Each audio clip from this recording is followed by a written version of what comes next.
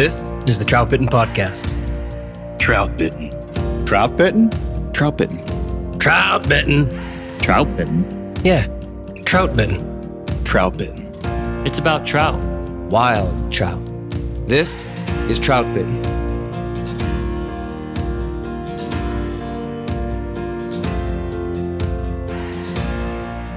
This is the Troutbitten podcast. Thanks for tuning in. My name is Dominic Swantowski. I'm the owner of Troutbitten and the author of Troutbitten.com.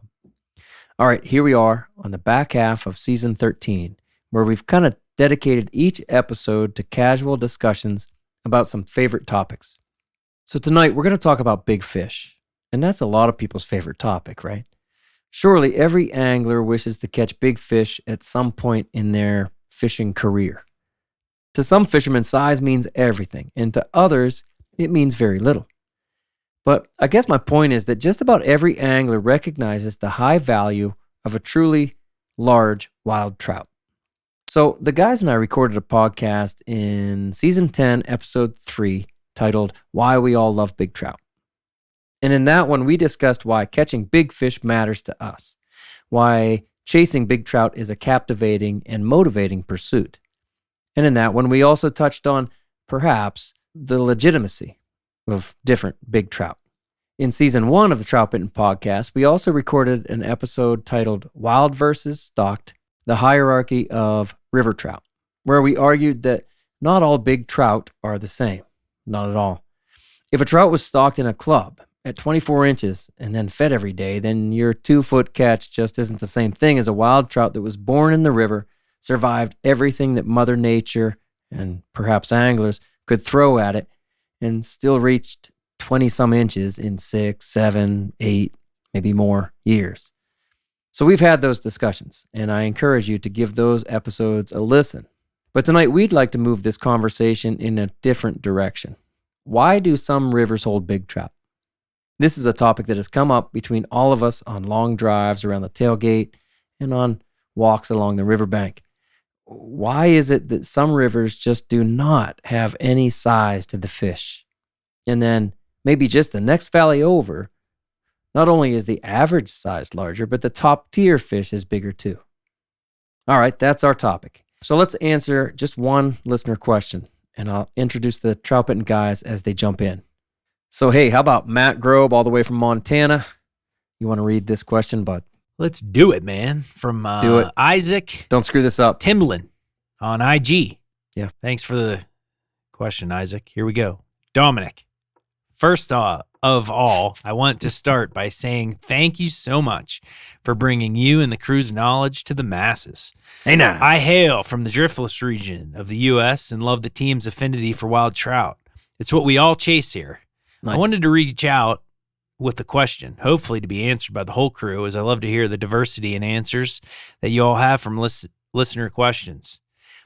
In your Finding Your Confidence Flies episode, you spoke about how the number of confidence flies changed throughout the year, going up and down with not only the hatches, but also with the activity. Mm-hmm. My question is, why is that hotspots are so effective no matter the season? For example, the pink squirrel is one of my confidence flies. There have been days I have been skunked through and through, but when I tie on the squirrel, it is instant action. What makes a hot spot so attractive to a trout? We never see a caddis larva with a hot pink turtleneck, so why does it work so well? Thank you.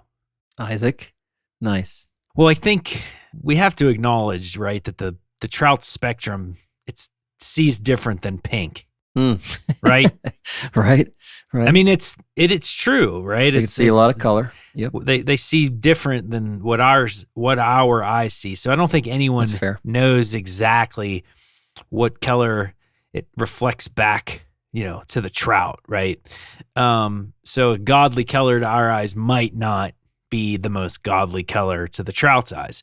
It's fair. Having said that, I do think not all hot spots, but from the pink and the red, right, or the fluorescent orange, Yep. when you dab it and Chartreuse. it's wet, for me, it's a flesh/blood.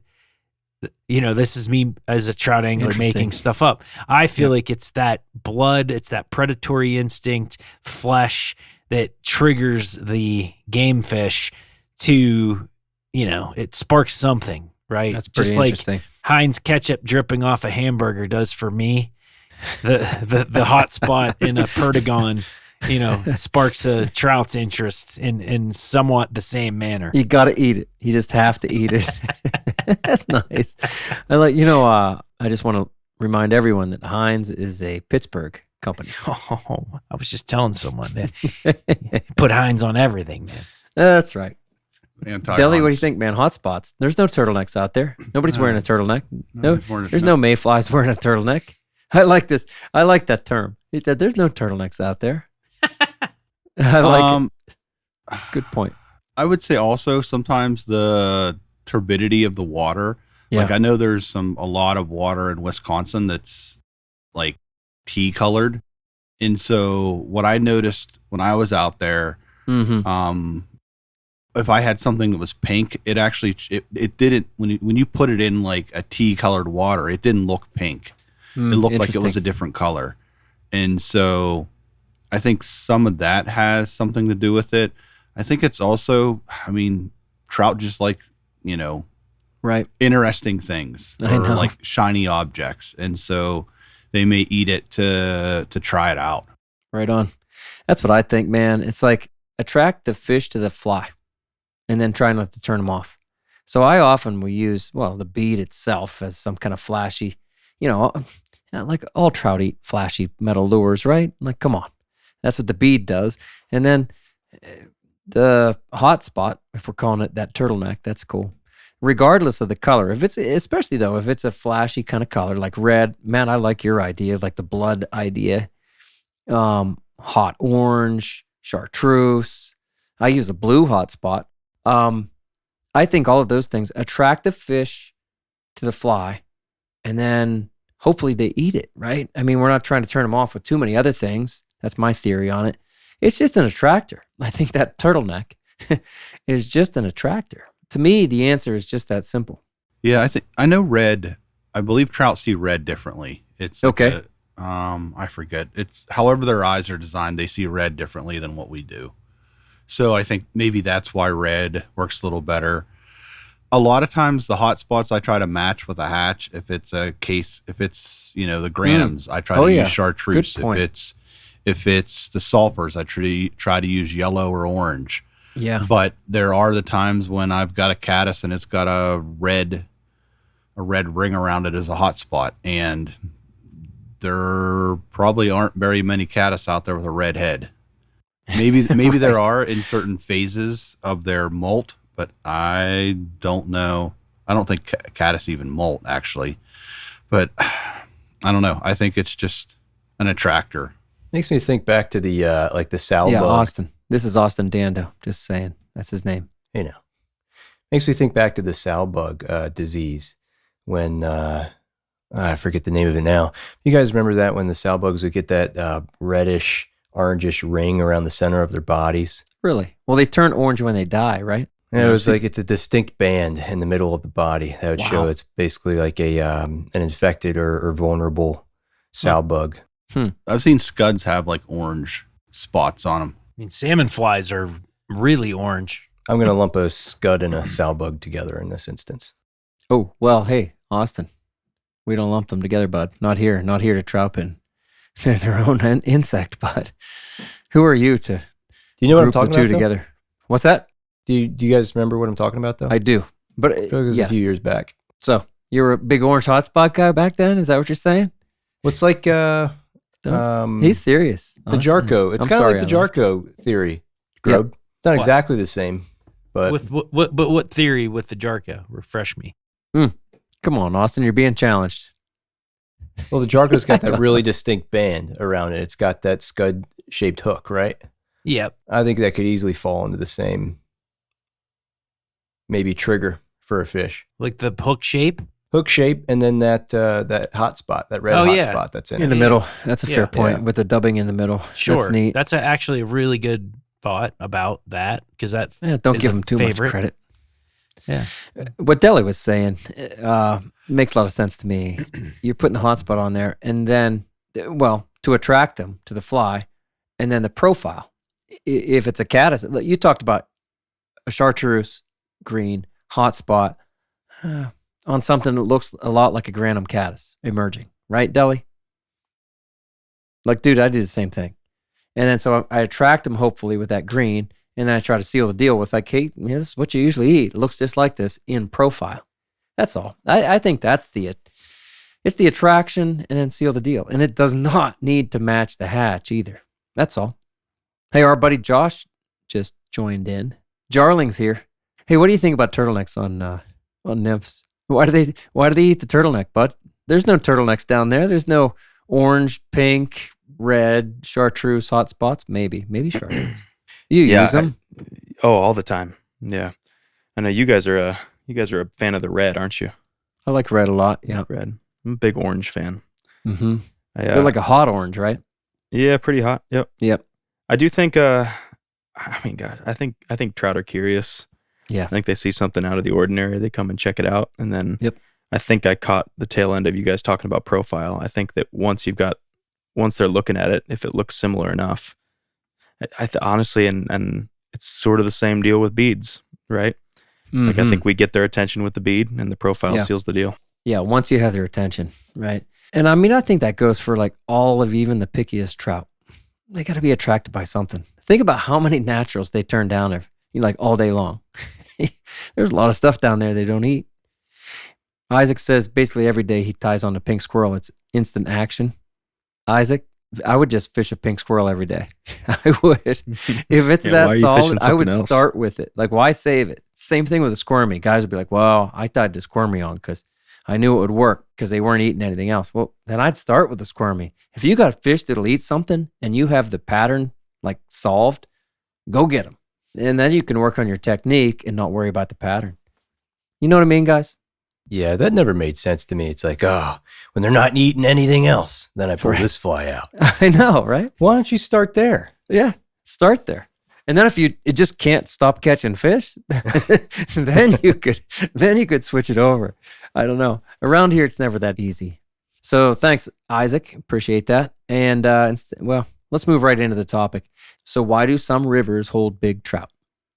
And I'll start this off with an admission of my own. I fished for probably 2 decades before I finally realized or just admitted to myself that not every river, not every creek or stream has big fish.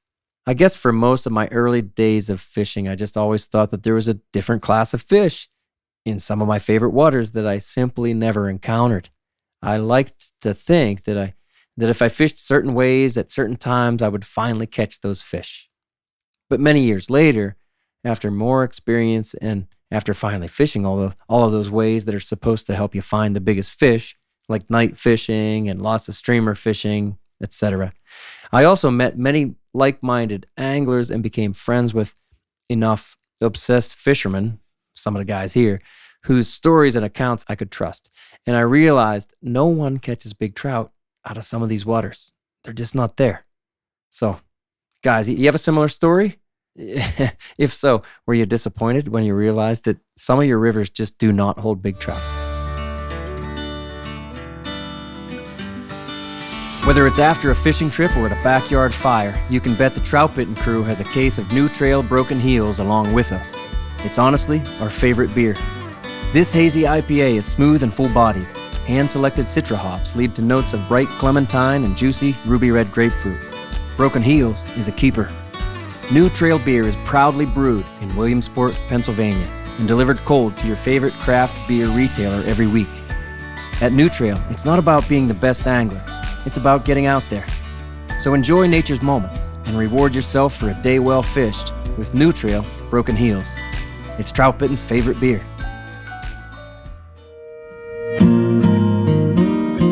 Tactical Fly Fisher was founded by Fly Fishing Team USA angler Devin Olson to bring anglers cutting-edge gear and techniques inspired by the World Fly Fishing Championships. Tactical Fly Fisher's goal is to supply you with the latest and best fly fishing gear and to help you learn how to use it through their videos and books. Whether you need flies, fly tying supplies, a new rod or reel, or any other fly fishing equipment, they've got you covered. Check them out at tacticalflyfisher.com and use the code TB15 to get 15% off one order, excluding rods, reels, waders, and boots. visit tacticalflyfisher.com. I guess let's define big trout. Right on. Deli? So I don't know. I guess a better than average fish that I think is rare is a brown. Like I think the overall we should probably categorize this in brown trout. Mm-hmm. Rainbow and brookies are a little different. Fair. So I would say like brown trout that exceed 18 inches Fair. is what is like the first, I guess, tier that I Sure. consider like a bigger fish. The next tier would be 20 inches. And then I think the next tier we're defining is like 24, as the namer, as like the next biggest, like your next kind of bar. But I don't like what I would consider like massive or, anything that's like 25 and bigger. Like that's another level fish. You might go your whole life and never see a trout like that. Yeah. Right. I've caught fish that are that size, but I don't think they were wild. I know what you mean. So that's a good point, Del. And as you're defining the terms for what is big, I think it's fair to define the terms here for this evening's conversation as wild trout. Like right up front, we're talking about wild trout. Stocked fish can be fun to catch, but a big stock is just not the same thing at all. It's not the same.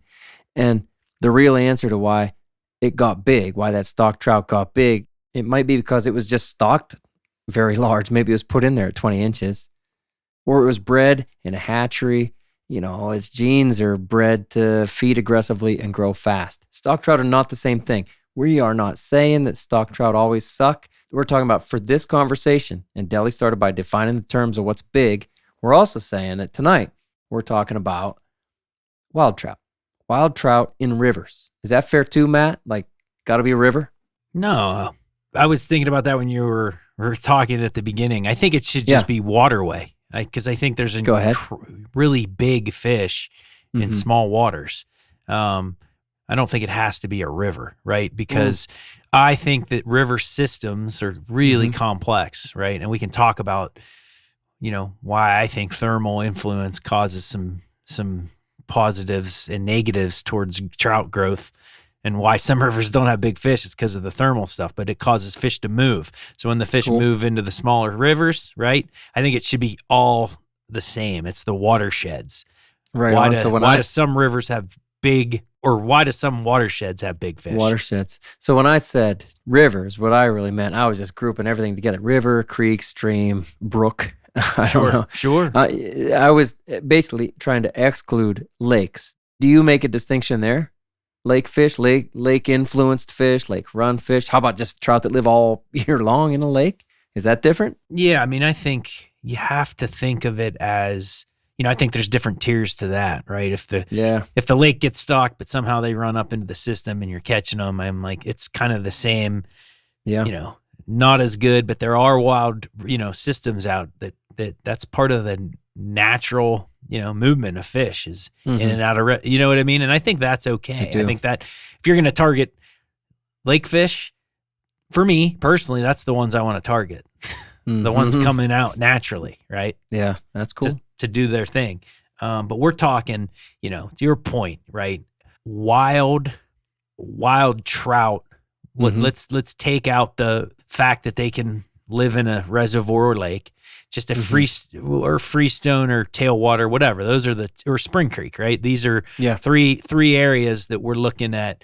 Why do some of those fish get so big? And Deli kind of spoke about it. I would argue that 24 inches, not 25, I would say 24. That's just from 18, I agree, 18, 19, big fish. And then the tiers, but why do they get so big? 24 is hard to find. If we're talking about in that classification, not stocked, not lake influence, that's hard to find. Sure. And Matt, when you went out there to Montana, I think we all thought and I think you thought even okay, I'm going to catch bigger fish now. Do you? Yeah, I mean, I would say that you catch more frequent big fish. I would say that look, I think any stream I've been to, if you're catching 18 to 19 inch fish, I would say that the weight is much more relevant here as far as they're a little heavier from my experience. It's not to Yeah. knock, it's just they feel heavier, right? The fish are a little well-rounded. Yeah. And I would say I catch more, 20 to 22 inch fish than likely I did back home. If you're talking about wild, Right. truly wild fish, the answer is Yeah. yes. Yeah, and we mostly are. So we've kind of defined the terms then, and without belaboring that point too much, like, guys, why do some rivers hold these fish we're talking about and others don't? Can I answer a question, your original question, before Yeah, we I move guess. on? Yeah. About going through something similar with the notion of, I think I did, but I think when Deli rambled off the inches, where I was going with that was at first when I was fishing, an 18 or 19 inch fish was plenty good. So when I would get those fish on those river systems, I was okay with it, right? Because I wasn't necessarily seeking anything bigger. Yeah. And not until you see that one or, somebody catch a bigger fish, do you start wondering, Fair. wow, right? Like, what am I missing out on? So then you come to this realization that maybe your area, and I'm not saying you, I'm saying whoever. Right. Right. Just there's The a listeners. reality that you're not maybe going to catch a 24 inch trout, but I can tell you to all the listeners, Yeah. if you're getting into this, actual 24 inch wild trout, good luck, man. There's not a ton of rivers that yield those in a legit fashion, No. right? Without some asterisks behind their name. Right. Right. And so it's okay. I think that's just a true, it's once you are chasing something, and I always bring whitetail hunting into this. If you're going to chase a true 180 inch class buck or 160 inch buck, sometimes you got to go to another state, Yeah. and there's just a reality that some of these they're there, areas, they're not. don't have big fish. But I don't know. I think it's good to come to terms with that. Don't you? Yes. Yeah. And Yes. I think there's a measurement problem in the world of fishing as well. Deli's going to get pissed about nobody carries a measuring tape. But I guess I don't know. I'll put my 2 cents in. The difference between a 19 and a quarter inch fish and a 20 inch fish, as far as weight and mass, is vastly different. Yeah. And so I think there's a lot of times, I've caught one 20 inch wild trout in last 2 years. That's something. I would have thought you'd have caught more than that. I mean, I've caught more 20 inch fish, but they've not been, I can't sit here and say, hey, this And is you're honest 100% about it. wild. Seriously, Deli is, we all know. I mean, I think we're all very honest about what we catch to each other and to anybody else, but there's no sense lying about it. Right. And you're really honest about what you caught. Some of those you're sure are stocked, and other ones you're like, that might have been stocked or influenced. Yeah. Well, the picture I sent you guys, I think it was 2 weeks ago, right? Yeah. And everyone was like, how big is that, right? Right. And it was 23 inches. Yeah. So you You're can, like, it wasn't right? 24. No, it wasn't 20. Nope. It wasn't even 24. It was You could have told 23. me that was 26 and I might have believed you. Nice hold. Right. But besides out. the nice hold, to Dell's point, Yeah. a 23 inch fish is really big. It A is. trout. It is. 23 inch trout is know. massive, man. It is. It's a once in, I don't know. It's a fish that I'm lucky if I catch every 2 years, every 3 years, every 5 years. It's been 4 years since I caught a namer. 4 years mean- since I caught a namer. 24 inches for us is a namer. We give them names. It's I think it's important to set that tone to the listener Yeah. about when we're talking about how these rivers grow big fish, right? Yeah. I mean, that's important to understand because there's a lot of stuff out there that maybe gives people false understandings of what a big fish Where's is. my And big trout? Right. I think we're saying, look, on a wild river fish, 18 to 22 inches, that's a big fish, man. You should be Absolutely. proud of that fish. Pat yourself That's a on the big back. fish, right? That's that's what we're talking Take about. a picture of that one. And there's not big fish. there's not hundreds of them per mile. There's single in most river systems. Right. There's single digits. All right, so you just said in most river systems, and I'm going to force us back into this into that So let's question. The fundamental question really is, why do some rivers hold big trout? I guess if you want that truly next level fish, the best scenario that I've found to find it is a big river system, meaning 50, 60, 70 miles of river that Wow. fish can migrate through. I'm talking about like a freestone or a wild river. Okay. And so I think Matt sees more of them in Montana, probably because he has a lot of big river systems out there. Mm, And yeah. those fish have room to roam and move around. A lot of our river systems around here have been Interesting. dammed, and there's barriers that those fish have to, and they don't have the ability to migrate and as much. And so there are river systems that have that ability, and those river systems to me I've seen the bigger fish in those. That's one thing I look at is, it needs to have a really big river system. Those fish have to have the ability to migrate into different locations that are colder, that have, great food sources. Maybe it's migrating into more marginal water in, April to May, and there's more food there. But then when it gets cold, they have somewhere to go and migrate to that's cold. So let me tag on to that, because that's something I was going to kind of mention. And so when he speaks about the migratory stuff, I think it has something to do, the growth rates, with water temperature. Yeah. Right. I think brown trout are incredibly sensitive to water temperatures. Okay. Sure. And when we take a step back, you need a habitat that's conducive to grow these big fish. Right. And so what are some of the main things you need? Cold water, right? I'm going to say cold water maybe is as important as anything, right? And, Sure. It's a trout. and you need cold, clean water. Right. You need good structure in those river systems. And to Bill's point, these fish need to be able to move, right? Into areas that have, quality water. And just because a waterway is cold doesn't mean it's quality. It could have high alkaline content and not be really healthy for fish. It could have cold water, right? But it might not just all Right on. feel like it's good, hearty waters. So let me ask, when you say quality, you mean food availability?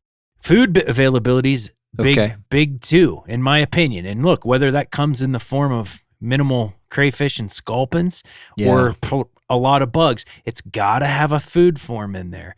So you got three things there that you would, if you look at some of these rivers, you need to check those things off the box, in my opinion, first. Now, Yeah. you could sit here, Dom, your home river, you could check all those things off the box, right? But Well, there's a lot of food, right? Yeah. it's cold water, right? For the It's most, definitely cold. cold, and it's but there's variables here. There's if you're trying to feed 4 cats milk out of a bowl, right? And you try to throw 12 more cats in there to eat, they're gonna get skinny and they're not gonna grow as much, right? Because the food, there's just not that much food. So you have to take into account these incredibly rich trout per mile rivers almost hamper growth rates to a certain extent, depending on their size. Too many trout. Right. So to me, that's the big 4, right? It's like, okay, great. Check, but holy shit, 5,000 trout per mile. Too many. Yeah, you're probably, it's awesome fishing, but the likelihood of a whopper in the 23-inch class could be challenging if the river's only 25 to 30 to 40 feet wide, right? Like, go ahead. Yeah. I like the way you say whopper. Yeah. And I would say the majority of the streams in central Pennsylvania Right. are good fishing for numbers. Yeah. They are not places to go to trophy. No. Most of them. Honestly, Yeah, don't I've been come here telling for that. people, I've been saying to people, like, this is why, that's one of the reasons why we don't get overrun with angler pressure, because we are not known for like the biggest trout. If we had something like the White River right here, if even one of our 4 major streams, 4 major rivers were like the White River, where we'd have, oh man, you're going to catch yourself a 24 if you spend 3 days on the water, or at least you'll encounter one. It would be, people would drive to here. I would say too, it's like a good day commitment to get here. There's no major airport that's going to run you right next to the river. Anyway, I'm with you, Bill. We don't have that. I'm kind of thankful we don't. And then we all travel. We don't care. We'll travel 2-3 hours to go to some of these streams. And I think that's the thing for me. Like I said, it took me a long time to realize that some of these rivers, like you said, Matt, my very home water, the one I can actually walk to from here, there's no 20-inch trout in there. Well, there's no 24-inch trout in there. There's not. When somebody tells me they caught a 24-inch trout out of my home water, I'm going, nah, no, you didn't. And the 20-inch trout is really, really rare. Sure. And if you see an abnormally large fish, it could be 22 inches, right? Yeah. But 24 is a different. Yeah. It's a different tier. I mean, it's really, really hard to get. Since 2006, Yeti has been building products for anglers who fish hard and share an addiction for the woods and the water. Yeti changed the industry with their legendary coolers by featuring rugged but simple designs built to last for generations and stand up to whatever Mother Nature might bring. Yeti now takes that same functional and elegant design to everything in their lineup, from soft coolers to drinkware, bags, and more. The new Yeti Go Box gear cases have become my daily storage solution for a life on the water. Offered in 3 sizes, the Go Boxes are rugged and waterproof at home on a boat or in the back of a pickup.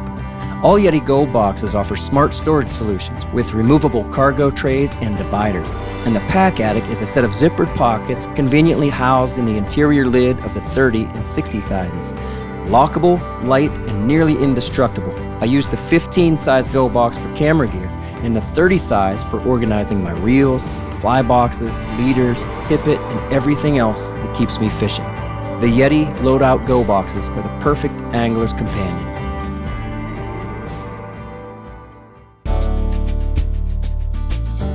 The landscape is changing for trout anglers. No doubt you've already noticed another truck at your favorite access point and seen more anglers on the water. For those looking for new challenges and fishing opportunities, Trout Routes has the data to help you avoid the crowds and explore new public water. Trout Routes has mapped more than 50,000 trout streams across the country with curated, detailed maps of public land and access points. Trout Routes has developed integrated and interactive data, putting the tools in your hands to research new water and help you navigate in the wild to know exactly where you stand in the current. It's still up to you to find those deep pools and undercuts, but Trout Routes helps you get on the water, connecting you with resources like fly shops and stream gauges for trout water across the country. Download Trout Routes in the App Store today. Then use the code Troutbitten for 20% off your membership at maps.troutroutes.com. But then there are places even in this state, and again, all of us have traveled, and we know where we're talking about, that there are places in this state, even in this region, where we can go and almost expect to catch, to encounter an 18 to 20 inch trout. And if you don't, let's say in 2 days of fishing, you go, man, that's kind of disappointing. That's why I traveled there, because I thought I would encounter a 20-inch trout. Nothing's guaranteed. No, for sure. Well, but they're there. They exist there, but they don't exist in my home water. And all your stuff, for the most parts, and I don't want to say certain areas, but look, freestone rivers, right? Yeah. In that 18, like when you're talking about that 18, 19, 20-inch class, it's really hard, to find that, in my opinion, back there, right? That consistent. There are, depending on the year, certain spots that yield, nice 18, 19-inch fish. On a freestone river that's fantastic, right? And that's truly a phenomenal area.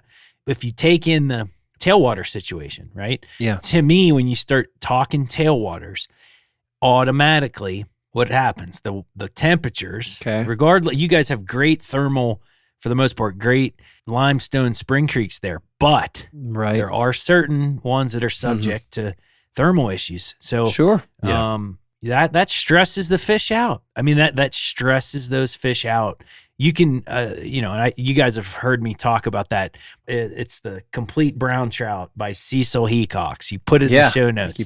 But he talks about the fish going, their heartbeat, at 54 degrees beats 81 beats per minute, right? And when you go into the 75 degree temperature range or 70, it's 150 beats per minute.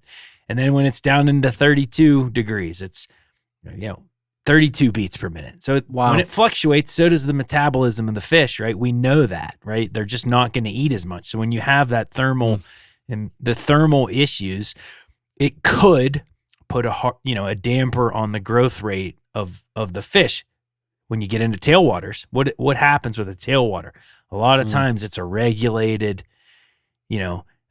temperature, or most consistent. Yeah, it's consistent. It delays thermal issues deeper into the summers, right? So their growing season, so to say, is prime for longer. So I find that on tailwater, specifically from PA to Montana, typically the fish are bigger and they're heavier than the freestoners. Not always, right? But a lot of those places that you just encounter bigger and heavier fish from my experience on the tailwaters. Right on. Another thing that we don't have a whole lot of around here, Josh, and we didn't really mention it as we were talking about the size of the river systems, is depth. I mean, depth is a huge factor in temperature. Yep. And if the ideal temp for the growth of a trout is between 55 and 60, which I think is what it is for a brown trout, is if you've got deep water, then that's available much more often. And we don't have a whole lot of that around here. No, we're talking about our home water not having the biggest trout, and there just aren't very many places that are deeper than your knees. How many places are over your belt? Very, very, very few. And then when I go north of here and I fish, some of the bigger river systems, but then even the tribs to that, and I'll be fishing for, kind of wild brook trout, and I encounter some wild browns that are bigger, like 17, 18 inches. Like, holy cow. I think I've seen that they get bigger. I think it's just because there are deeper holding areas. And I'm talking about way over your belt. You bring up a good point, Josh. For me, depth is a big deal. Big trout want to have that depth. And you talked, Deli, about their ability to move around. But when you have depth in a river system, it's easier for them to move around. Yes, and then they can even move through the skinny stuff and then get to the depth and hold. Even in the, let's say, drought conditions, they got their holding areas. I think one of the things that you just talked about, if you're running into a small population of brown trout in a setting where there's primarily brook trout, let's say, then the other thing in addition to that is just the genetic line that those trout are going to hold. Like you might always find bigger brown trout in there if you ever found any big brown trout in there, because there's so few that genetic pool is small and the potential for growth is going to be greater. Even if they're mixed with another species. Yeah, that's just the bloodline that's being passed down. Never thought of that. A lot of that can be seasonal too. Like if you're up there in the fall, Dom, or the early winter and browns are starting to migrate and move around, they're going in there to spawn. If the conditions are right for them, you could run into some uncharacteristically large fish in those small streams that may only be there for a few weeks out of the year and then enter back into the big river system and disappear. Right on. One of our favorites, a lot of our friends fish there, they will find the biggest fish of the year in the tribs. And I've had guys tell me, it's like they think that trout do exactly what you said. They'll go up into the tribs to spawn, and then they maybe if we're putting like human thoughts into the trout go, hey, this is pretty good. Nobody else is around. I got all the food that I want. I'm going to stay right here. What the hell? Why would I go down into that big river? This looks real nice here. This is my spot. I'm the dominant fish here in this undercut. I'm going to stay here. Right? Yeah, I think pressure plays a big role. Angler pressure. Okay. And even, you could even put it into like kayaking pressure and stuff, like any of no kidding. Just the amount of people on a water that are displacing that fish and preventing it from feeding. Fishing pressure has increased, I think, within the last 4 or 5 years. Sure. I think that's fair to assume. I think the fish size has gone down some. I don't know. I think of the angler as, the stock trout, right? It's in there pushing the fish around, preventing it from feeding naturally. If you go to a river that hasn't seen any pressure in months, like those fish are going to feed completely different, and they're going to feed just unapologetically Yeah. just feed and eat anything and everything they want, and they're going to grow better, and they're not going to be impacted by that pressure. And I've seen it, in smaller rivers and smaller streams, that you get more pressure into those bigger fish. They get smarter, but then I start to question, are they even there anymore? Have the anglers pushed them somewhere else? Like, are they now in a trib of a trib? Right. Or, have they moved back out to a bigger river system because they're starting to then, be pushed there by the angler?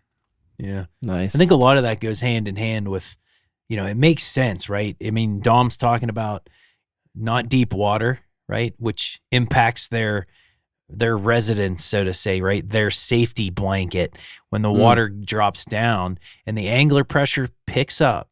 There's just less places for these fish to feel safe in, right? Especially big mature so fish. they feed less. Yeah. Or to Deli's comment, then they're like, dude, how many times are you going to jump a big buck out of its bed?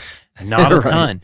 And so it's going to find a spot, right? And so all that stuff, if your area, you start checking the boxes again. It's like high pressure, not deep. Yeah. You can start mathematically saying, okay, I'm probably not going to run in. I would love for like listeners out there, right? If that describes your home water systems, how many come back? Oh no, we got tons of 23-inch fish. Probably not a bunch, right? Mm-hmm. There's probably not going to be a ton, because all those things that are impacting where a big fish, or how do some of these rivers have big fish or lack thereof, all that is saying is chances are it's not that highly probable in those areas.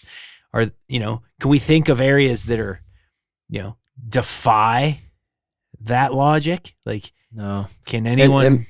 Matt, you're talking about logic, but really you said too, it's almost a mathematical formula. There are qualifications. There are needs of those from those fish. You're saying deep water, Sure. cold water. Yep. Yes. Ability to move around, whether Yep. migrate here and there, and then not too much angler pressure. You think? Sure. And a reasonable population of fish. Well, sure. I guess the one I would take exception to is not too much angler pressure, because we all know of rivers across the country that have a ton of angler pressure, but a lot of big fish, right?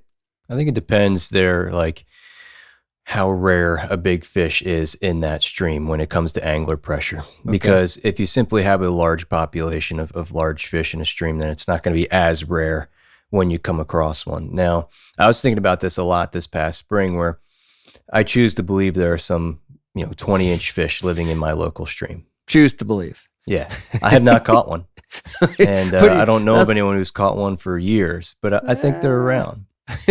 Right? Got close plenty of times. That's fun to believe that. But I was thinking about angler pressure a lot, Yeah. especially this past spring, where if I get in the head of a big trout, and let's say there's only a couple of us in there that are 20 plus, and throughout most of the year we feel pretty comfortable, not a ton of people around. But when springtime hits and the majority of anglers are out there often, and the water temps are still pretty favorable, and there's a lot of food all the way through the system, if I'm one of those big dominant fish, I may choose to get out of town for a while and stay as far down away from the angler pressure as I can be, hold up in a spot that still has good oxygen flow, plenty of cool water, lots of food, until the water temps or the weather conditions prompt me to do otherwise, and then move back out. And so that's what I was trying to do this past spring, was just go into some of the boundary waters of my local water. So let me hit on the popular tailwaters that have big fish, because they do exist, right? But when you look at them in context, okay, most of them, not all of them, but there's a lot of them that are tailwaters that some have a freak form of protein source that comes out of that particular reservoir. Yeah. You guys have probably heard of mysis shrimp. Yep. They're like, a protein sandwich for some of the fish that grow them at insanely quick speeds, right? Easy food, easy protein. Easy food, but even though it's small, it's good. Yeah. It is, but I would also hyphen those places, okay? And if you do the research, right? And don't quote me on all this, but most of the places at some point in that river system are getting stock fish. Okay. So right off the bat, you'd be like, oh, well, this place has 20-inch fish. It's like, yeah, well, they also stock fish in there. You brought up the White River. Okay. My issue 5-inch with the trout. White River, Yeah. if you take out the million fish they stock in there a year, Yeah. what happens to the brown trout there? Who knows? You can't. It's an asterisk because how many of those wild brown trout are eating the fry of a million Right. fingerlings? And how big are those right? fry? So you could argue it's just like pellet boxes on the bank, right? The state's willingly chucking Yeah. hundreds of thousands of bait chum into the water for these. It's artificial, is what I'm getting It at. is. It's not 100% wild. It's a bit of a setup. It's a little bit of a setup. Yeah. There's nothing wrong with that. I'm not here trying to point out Not that there's anything wrong with that. If you have, Not that there's. I'm just saying, if you have fun, you should. Yeah. I'm not here to take anybody's fun away. I'm just Not saying that there's anything wrong. you with can that. asterisk No, some not of this at all. stuff if you actually go back through and It's look fair. at the nuances or the stocking that occurs in places. You can't rule out the fact that a stock fish is going to grow a lot quicker than a wild fish in most Yeah. places. I mean, some of these rivers, I don't know, like the White, it is an enormous river. Yeah. Big. And Yeah. so it is almost to the point where it is, it is a tailwater. And so it does stay cold throughout the year. Mhm. It's to the point where you're on the brink of lake versus stream and river because it is so large. And so but again, like we talk about depth and cold, like the more extreme that is, the more the fish can grow and the fish can hide. If something's 25 feet deep and it stays at 55 degrees, That's deep. the majority of the year, I mean, that's something that can grow an enormous fish because it can migrate out of that hole. Like you say, whenever it's it almost wants. like a lake at that point. It is. That's not river depth. It is, but It's- but I mean, it's even if it's like 8 or 10 feet deep. I know, Yeah. Matt, you have some big rivers out there that are tailwaters as well, Right. And it's artificial, right? Right off the get-go, a tailwater's artificial. Yeah. Man played a hand, Mhm. right? Man played a in, hand. in creating a habitat that's not necessarily natural. Yeah. For me, excellent polarized lenses are a critical piece of gear every day that I'm on the water. Tajima Direct has changed what I see in the river.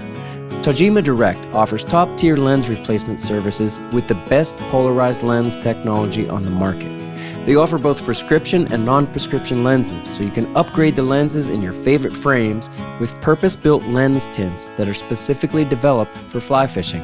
Tajima's patented technology cuts glare and enhances clarity like no other lens that I've worn. I especially love their low light specific yellow-green 40 polarized lens, which is perfect for early mornings, late evenings, and the cloudy days that we all enjoy so much. Tajima Direct offers excellent service and the best lenses on the market, along with much better pricing than your local eye doctor can offer. Clear vision and more detail with less strain so you can see more fish. That's what Tajima Direct delivers. Visit tajima-direct.com. That's TAJIMA-direct.com. Upgrade your lenses and see what you've been missing. For over a decade, Smith Creek has designed and built outstanding gear for the serious angler. Smith Creek's net holster is the perfect solution to hold your favorite net. I've been using mine every day on the water for over 9 years. Its ergonomic design helps you draw your net quickly when you need it, while keeping your net firmly in place and out of the way when you don't. Made from rugged materials and hand-assembled, Smith Creek's net holster is built to last. All Smith Creek gear is backed by their outstanding customer service no matter where or when you bought it. To stay up to date on their latest specials, follow Smith Creek on Instagram at SmithCreekNZ. Quality you can depend on from a brand you can trust. Smith Creek. So off of that then, here's an odd condition that you could maybe throw an asterisk or not next to. There seems to be a weird trend around, let's say, chemical effects within the environment. So if a river runs through an area that has a lot of industry, that has outflow into it, or Sewage water treatment. treatment, or garbage, or sewage, stuff like that. Yeah. Those rivers sometimes tend to grow seriously large fish Yeah. and do it at a pretty common rate. What do Yeah. we think about that? The chemical effects of just natural man-made infrastructure, ag runoff, even. I mean, good it's- point. It's a bonus in the winter, I guess, if you're thinking about like you're keeping the water warmer in the winter, but in the summer it's a detriment, right? Because unless they're discharging whatever, they're discharging the sewage treatment factory at 50 degrees all the time. If they're discharging it, I'm guessing it's probably closer to 70 degrees. So there's only a partial benefit to it. Mm-hmm. But there could also be some negative impact to the river system. I've been across, a couple of them, and there's like weird algae growths, Yeah. and like the river doesn't look as healthy. It might not look as healthy, but sometimes it actually has more bug life. Right. I guess it's a thermal refuge in the wintertime. Mm-hmm. And so they can migrate to it, and you've got that warmer and, you're more in that peak feeding range. Right on. And what Austin's saying is sometimes those chemicals, honestly, sewage treatment plants will add in the bacteria and the things that the very small whichever invertebrates, we need Trevor here. That's what the nymphs are eating, right? Well, I was And then going to all of a say, sudden is you it get a all lot more hand in nymphs hand? and crustacean. Right. So a lot of times that's actually feeding a system. Is that what you're saying, Austin? I don't know. It just seems like, we're talking about, let's say a tailwater gets an asterisk because it's man-made, but then some of the other rivers we frequent that have very man-affected byproducts go into them also grow large trout. There's not much completely natural left. And we acknowledge That's really the hard. brown trout, Yeah. right? All the brown trout that we love so much, none of them are native. Nope. It's not mean to be grandstanding about anything, and just trying to be real about everything. It is strange how that works, though. Yeah. I do think they're evolving to the brown trout has evolved to the point where it can live in, some of these rivers that get to 80 degrees.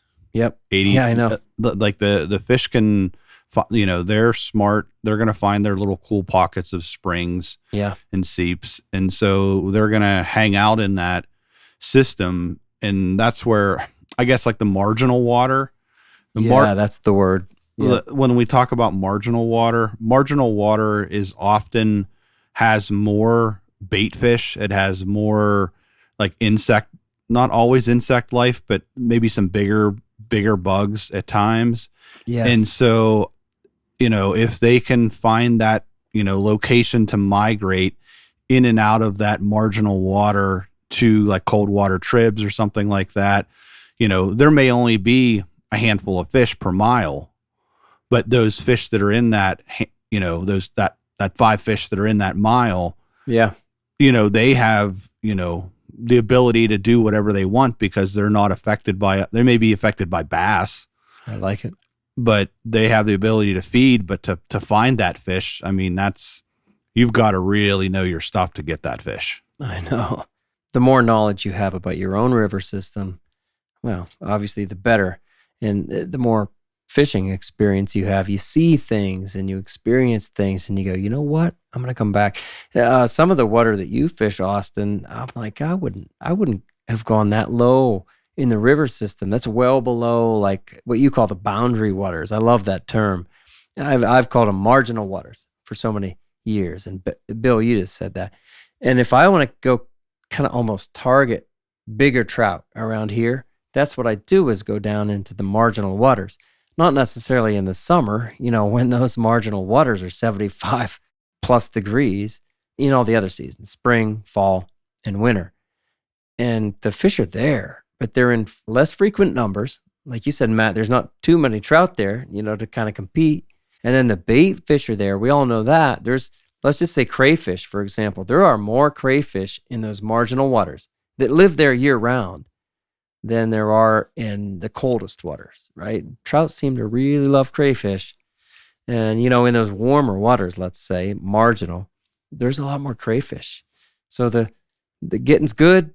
Maybe it's easier, and maybe there's not that many. There's not that much competition around for that 24-inch fish, and he's like the only one around. He's like, this is all mine. I got 100 yards, 50 yards all to myself. And there's not many people fishing there for him. There's Good not much point, pressure too. because there's not many, who's going to fish for five fish in a mile stretch? Or less. Yeah. Exactly. And then you've got to really have confidence in yourself to do that and realize like, hey, I'm not going to catch anything. I'm probably not catching anything. Oh, yeah. It's just like you have to be satisfied with that. And, it takes a while till you can come to that realization that you can handle that. At the end of the day, like I caught nothing today or didn't see a thing. I saw a bass. That was what I saw today. That's all I saw. A couple bass. I said earlier how we've all had this conversation on a tailgate around a fire, a couple beers. We've had this conversation many times. We all have kind of theories about this. And there you go. That's about it. Nobody has answers about it, but the constants keep coming up. The deeper water, less angler pressure, marginal waters, less effect from people, easier eats. I don't know. There's no answer. But then we always kind of gravitate to some of these areas, like you're saying, Austin, they are influenced by other things. You go, well, I got bigger fish up there. Well, you got your tailwater up there. What? And not that that's a bad thing. Gosh, no. We all fish tailwaters. We love it. Yeah. But my favorite river on earth is a tailwater. Let me specify that. Like, I love tailwaters, right? Yeah. This is what we like to dig into, right? I know. And just try to find answers, and we don't always get them, but it is a very fun topic to dive into, just because of there's so many unknowns still to this day in all these things that contribute to these wonderful fisheries we have all across the country. And it's interesting to understand why some of them, produce large fish and others don't. So I have one more question for you guys. Do you think you have confidence in that your waters either do or don't hold these big fish we're talking about? Let's say 20 inches and up. Do you think that after all these years of fishing, let's just say your home waters, I don't know, pick two of them. Let's say each of us have two like home waters, it better than almost anybody else. Do you know what's in there? Or do you still have this belief that like, well, I might not have seen that top tier class of fish? The optimist in me says maybe that's, maybe there's another level that I need to discover. I like that. And so, it keeps me going back to the river to say, I haven't, I've got a 19 and a half out of this river. I've got a 19 and a half out of this river. I want to get a 20. And, and some of it, I think it's climate based. Like some years, I bet you there are 20 to 21 inch fish in that river. A couple years later, based on, droughts and so on, the top end fish could be 18.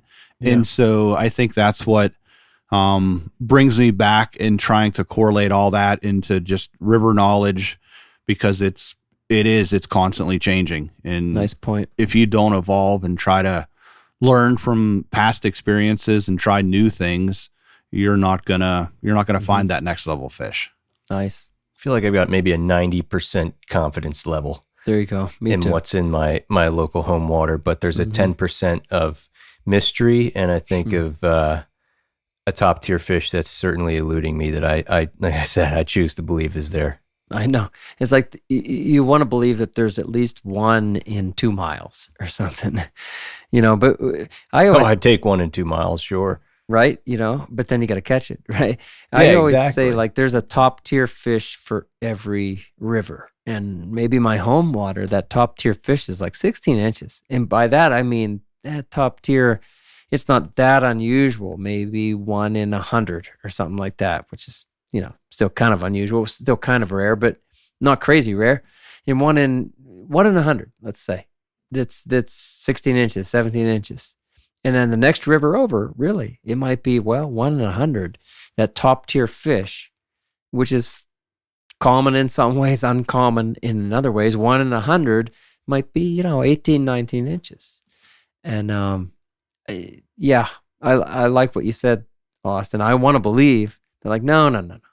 Like it's possible. So bigger is possible. Sure, you got those rare fish, but is the top tier different? I don't think so. Like I'm almost 100% sure that I know what that top tier fish is in almost all of our waters. And that's very much substantiated, backed up by you guys. And you've fished these waters too.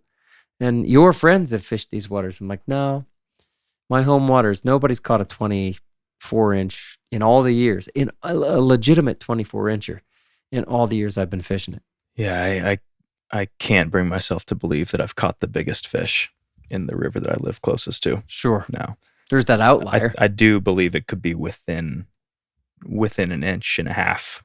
You know, like I do think that I've caught one of the biggest fish in the area, but you know, it's one of those things. Like even that, it's like I've caught one. I've caught one. You know, in the last 3 years, that is, let's say in this case, like 21 inches. Yep. It's like you can't even say that's top tier because I've caught well over 100 fish in there. Top tier. Yeah, But that's well way over top tier. you know? Yeah. And so if it's let's say 1 in 400 fish, like that's top tier. Yeah. And I can't bring myself to believe that I've caught the biggest one, but no, man, surely. I think the top tier is like, maybe 19. And, and anything over that's pretty spectacular. That's a neat way to put it. And that's what keeps us fishing too, especially night fishermen. Josh, you and I are the night fishermen here. And and I didn't mean to exclude you. I didn't mean to exclude you, Austin. He's not afraid of the dark. I felt it. You excluded me.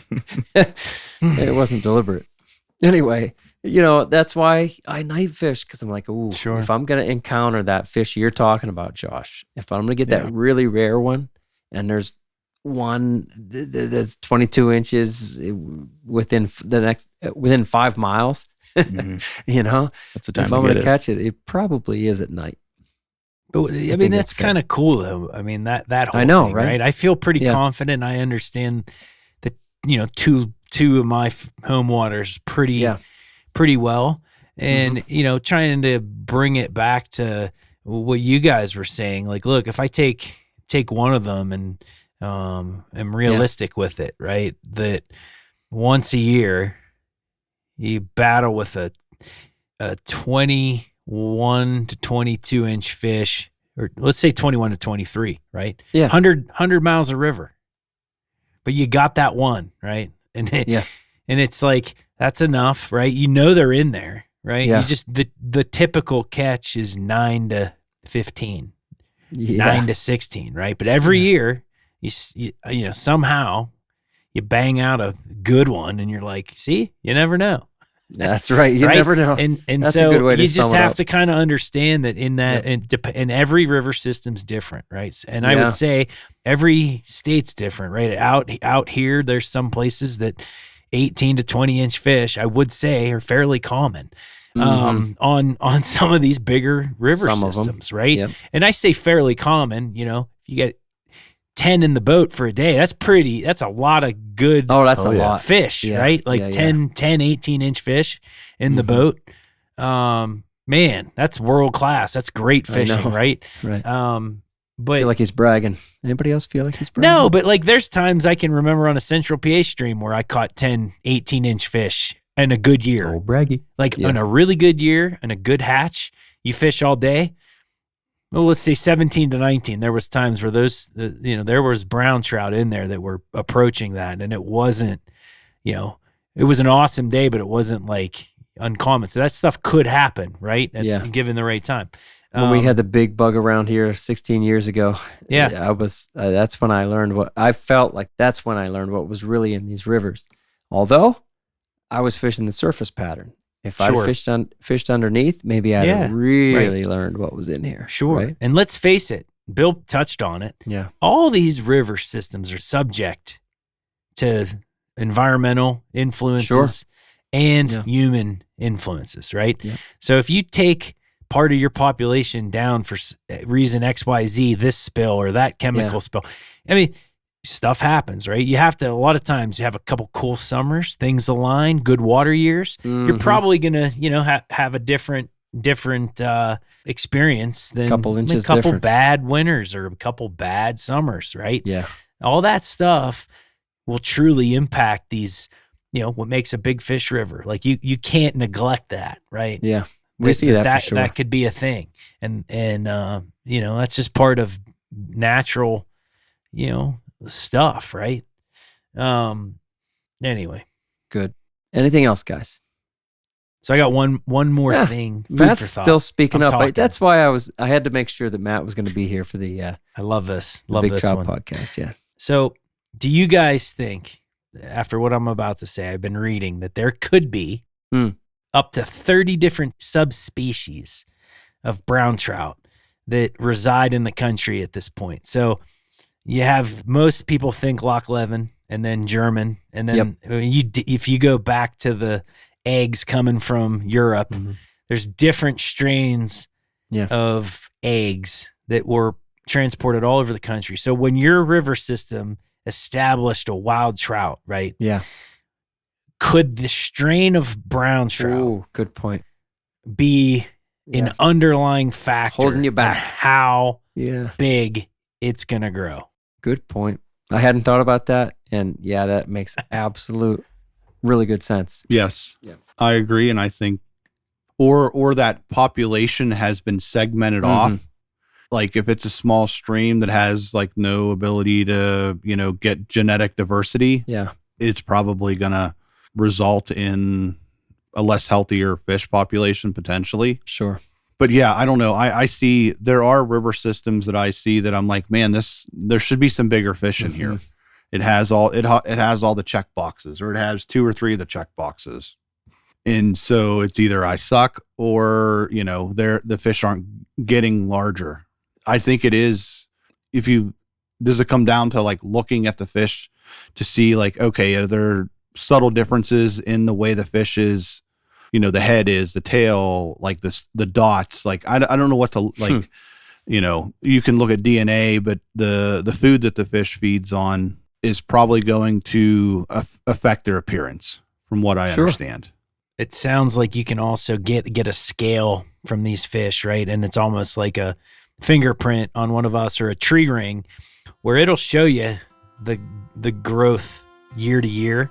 So you can actually look at a fish scale and say, okay, this is how often these fish are growing, and you can tell by the rings. So don't everybody go start scratching scales off of fish to see how quickly they're reversing. Come on, man. Keep their scales. But that's supposedly how biologists look at this stuff and track growth rates for some of these fish. That's good. Hey, Austin Dando, Mr. Designated Reader number 2. Will you read us out? Sure. Do it well. Okay. How does Tomlin put it? Matt? It's an open competition. Let's see. Week to week. The Troutbitten Project is a free resource for all anglers. The Troutbitten website hosts over 1,500 articles, videos, and podcasts with endless stories, commentaries, tactics, tips, and more. The inflection. Find what you like through the top menu and through the search page. Navigate by way of the categories and the tags, too. I want volunteers. Be sure to find the Troutbitten YouTube channel, not hostages, now featuring the Troutbitten Tip Series, the Troutbitten Fly Box, and the Fly Fishing the Mono Rig, all in collaboration with Wild. I never heard Trevor talk like that. You'll also find the fish and film videos and the new Riverside series, all on their own playlists on Troutbitten YouTube.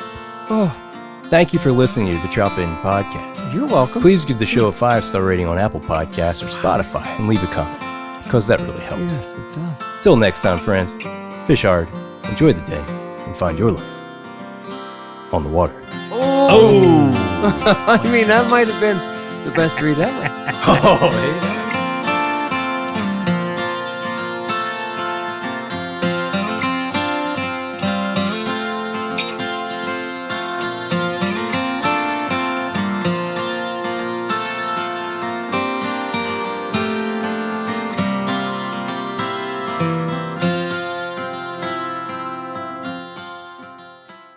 Just like Heinz ketchup dripping off a hamburger does for me. Why don't you start there? Good luck, man. Nothing's guaranteed. I felt it. You excluded me. The likelihood of Whopper. I like the way you say Whopper.